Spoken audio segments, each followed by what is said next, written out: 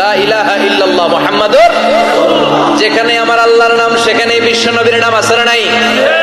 আজান যখন দেয় আল্লাহু আকবারের পরে বিশ্ব নবীর নাম আছে না নাই?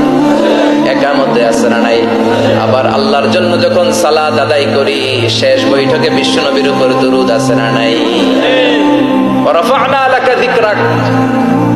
ও নবী, আপনার নামকে আমি অনেক উপরে তুলে ধরেছি। আমার নাম যেখানে আপনার নাম ওইখানে। গোটা বিশ্বব্যাপী আপনার নাম ছড়ায় যাবে। ওরা আপনারে গালি দেয় কবি বলে, ওরা গালি দেয় গণক বলে, ওরা বলে আপনি আফতার লেস কাটা। আসলে যারা আপনারে গালি দেয় ওরাই লেস কাটা।